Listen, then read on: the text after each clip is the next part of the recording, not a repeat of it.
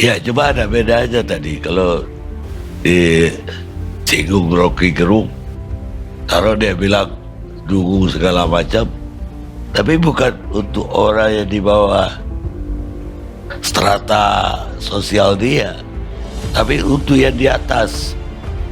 Sehingga ya beda nuansanya jadinya. Apa tidak lebih berbahaya menyebut dungu orang yang di atas? Justru untuk publik mendukung-dukungkan orang di bawah itu yang terbalik. Kalau di atas itu orang juga punya kritik macam-macam kalau kita lagi di atas. Presenter Indonesian Liars Club, Karni Ilyas, mencoba membela Rocky Gerung saat Kiai Sarif menyamakan kasus penceramah Miftah Maulana Habibur Rahman dengan Rocky Gerung yang kerap melontarkan kata-kata kotor. Namun, menurut Karni Ilyas, apa yang diutarakan oleh Miftah dengan Rocky Gerung berbeda konteksnya. Apalagi Rocky Gerung mengeluarkan pernyataan kotor tersebut kepada para pejabat publik yang memang harus siap menerima kritikan. Kita juga menyaksikan Bang Rocky Gerung, mungkin saya ratusan kali nonton videonya bagaimana menggunakan istilah dungu, istilah tolol, istilah apa. Tapi tidak jadi masalah di hadapannya kan, menjadi masalah bagi orang yang di luar.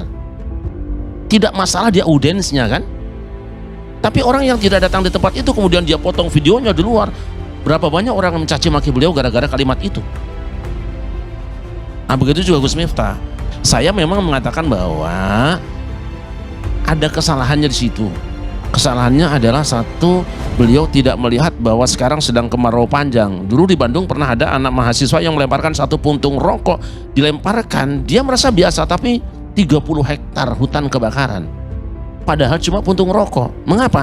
Karena waktu itu musim kering kemarau panjang, ada ditiup angin. Nah Indonesia ini sudah 10 tahun lebih kita sedang kemarau panjang karena masalah-masalah politik dan sebagainya.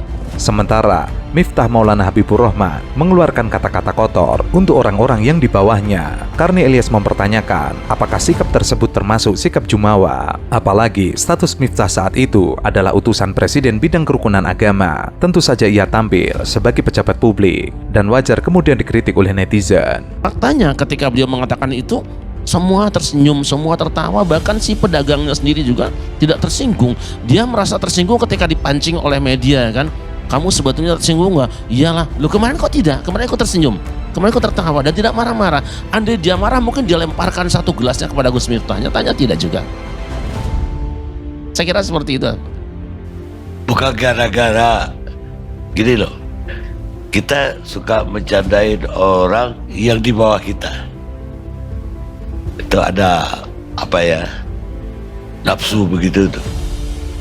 Jadi kalau dia di bawah kita itu jadi bahan bulian, bahkan bahan olok-olok oleh orang yang di atasnya. Ini sifat manusia. Apa bukan gara-gara itu Gus Miftah, apalagi dia jadi utusan khusus presiden, enggak dengan lantang bilang orang goblok. Bahkan tadi yang saya kutip tadi, ketika dia dengan Sindan itu bilang lonte segala macam, apa bukan gara-gara jumawa gitu? Bayangkan misalnya kalau Pak Prabowo akhirnya minta supaya jangan mengundurkan diri, nggak ada soal, nggak ada problem nilai di situ. Yang jadi problem nilai kalau Gus Miftah mengatakan oke, saya terima permintaan Pak Prabowo. Di situ baru ada problem etik. Karena orang akan nilai kepentingan politik mengalahkan kepentingan moral. Kan itu soalnya kan. Jadi itu dasar kenapa kita mesti selalu kasih argumen di balik posisi-posisi kita tuh. Siapa yang mau bertaruh? Gus Miftah akan diminta oleh Prabowo untuk tinggal dan dia akan bilang saya memenuhi permintaan Pak Prabowo. Nah itu jadi busuk karena dia udah ambil the highest of public ethics, itu mundur. Udah tidak boleh dibujuk lagi. Kalau mau dibujuk diuji lagi moralnya. Oh jabatan itu penting, nanti akan ada jabatan baru diberi pada dia. Harusnya Gus Miftah bilang saya merasa bersalah dan saya tidak mau lagi diminta dalam jabatan apapun. Itu yang namanya kemakrifatan maksimal. Udah dapat nggak dalilnya? Pengamat Rocky Gerung memberikan ulasan menarik terkait kasus Miftah Habibur Rahman yang sedang viral di masyarakat. Ia mengatakan, saat Miftah mengundurkan diri, ada demonstrasi kecil yang dilakukan oleh sekelompok orang yang meminta agar Presiden Prabowo Subianto menolak pengunduran diri Miftah. Namun menurut Rocky Gerung, jika Prabowo akhirnya menolak pengunduran diri Miftah, itu tidak menjadi masalah. Namun seumpama akhirnya Miftah menerima jabatan dari Prabowo, itu yang menjadi masalah karena kepentingan politik mengalahkan kepentingan etis. Di dalam kasus ini juga ada patriarkisme. Gus Miftah secara tidak sadar di pikirannya, dalam pikirannya ada stok patriarki itu. Buat siapa? Yang nilai siapa itu? Ya bukan umatnya yang udah biasa dibercandain, tetapi bagi mereka spektakel ini, mereka yang menonton melihat bahwa oh ada patriarkisme, ada feodalisme ya pada Gus Miftah ya. Itu yang menimbulkan heboh sebetulnya tuh. Secara teoritis begitu tuh. Ada misoginisme ketika menghina perempuan itu kan. Jadi kita juga hidup di dalam komunitarian ethics yang tidak mungkin kita bahas satu persatu. Oh ini nggak cocok di situ, ini cuma dicocok. Kan nggak bisa kita bilang bahwa ya itu yang tidak ada di situ ya jangan komentar. Lo itu public sphere. Kalau begitu, bahkan kalau Gus Miftah hanya bicara pada 2 orang, direkam oleh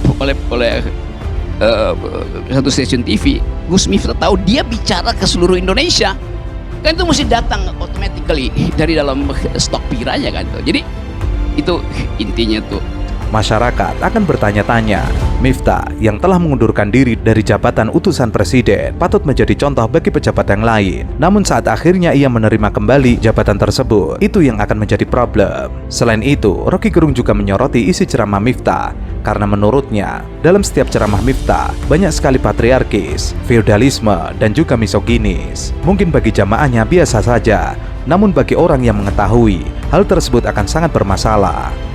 Yang ketiga adalah soal di belakang ini ada semacam kultur besar kita yang harus kita mulai papas, yaitu kita tidak punya semacam komunitas yang mengolah argumen itu. Community of thought, argumentative society. Akibatnya yang muncul duluan kemarahan itu. Sebelum menganalisa udah marah itu, karena nggak mampu berargumentasi. Saya kasih contoh agak cepat-cepat nih. Satu waktu di Amerika ada heboh, kira-kira sejenis tuh.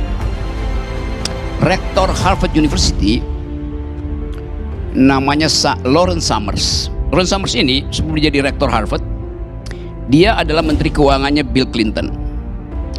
Dia pensiun, selesai, dia jadi rektor di Harvard University, presiden Harvard University, namanya rektor. Ini orang ahli matematik, bikin riset tentang hubungan variabel untuk melihat efisiensi itu. Satu waktu dia berkomentar begini, ada dosennya di Harvard yang mungkin mau nulis disertasi atau mengambil profesor. Dia bilang begini, perempuan itu tidak mampu berpikir matematikally. Lalu heboh di Amerika.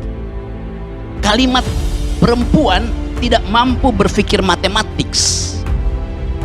Sebelum dia terangkan bahwa dalam riset genetik memang laki-laki itu 10% di atas perempuan di dalam bidang matematik itu. Tetapi komunitas feminis Amerika tahu bahwa ini atau merumuskan bahwa ini adalah misoginis, membenci perempuan yang mau jadi ahli matematik. Kenapa begitu? Karena ada communitarian ethics, bahwa jangan sekali-sekali ucapkan sesuatu dengan berbasis gender. Walaupun itu riset akademis, karena riset akademis tidak pernah final. Riset berikutnya bisa menerangkan bahwa laki-laki itu tidak punya kemampuan untuk menghasilkan kecerdasan bertahan, survive, karena hanya rahim perempuan.